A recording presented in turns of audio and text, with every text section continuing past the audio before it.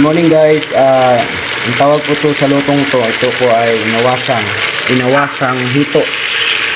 Na yung sangkap po nito guys, unang-una kailangan may dahon kayo ng laurel, espadang haba, siling haba, yan o, tsaka yung labuyo na maliliit, and talong. Ito lang po, talong. Tapos pinakaming ingredients po sa lahat, may dinagdag ako nitong ano po, Mang Tomas.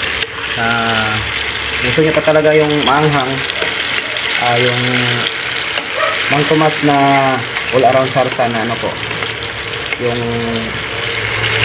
tamis anghang, yun, pangpadagdag anghang yun siya. Kaya tinawag po ito siyang inawasang hito, kasi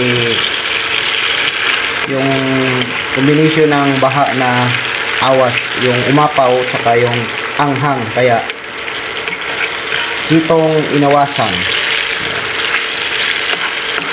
o sa Bisaya inawasan. Yan. Ito po yung bagong luto ko na na-discover po.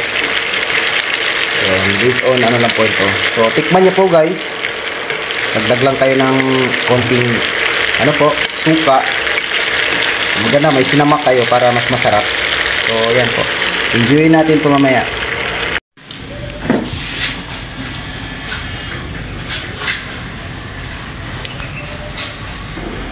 Pansin nyo po guys, para po siyang adobo, pero hindi po ito siya adobo, wala akong nilagay na toyo, wala pong, yan po, natural lang talaga yung nilagay nating suka dyan. Yan, suka na sinamak, mas masarap yan. So yan po, kainan time at ako'y gutom na po guys.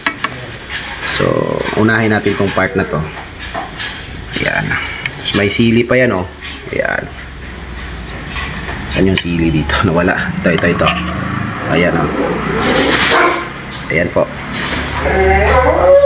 So guys, kain po tayo ng inawasan na ano po, hito.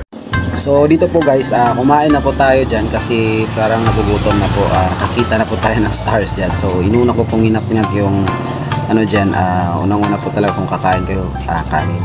So yan po guys, sumubo na tayo dyan. Then siya nga pala, baka kung makalimutan po guys, itong putahing ito, pwede po ito siya pang gawing pulutan or pang dinner nyo, kasi alam nyo naman natin kung may partner tayo na ganyan. So maganda din po, extra ano din to siya, alam nyo na yun. So napakasarap po ito na putahe. So tikman nyo po yan guys, kung magluluto kayo nyan, hindi kayo magsisisi. Worth it yung ano nyo po, worth it yung sikap no, na lutuin po itong bagong putahe po na discovery po natin. So sa mga mahilig dyan sa mga exotic foods or etc na pagkain ganito, pwede na po siya gawin sa manok. At ang kaibahan lang po nito guys, kasi may talong. So yung napakasarap po nito po. Nag-i-enjoy na ako dyan, sumusubo na ako dyan kasi sa tanang buhay ko po, ngayon ko lang natikman ng ganitong klaseng luto po guys.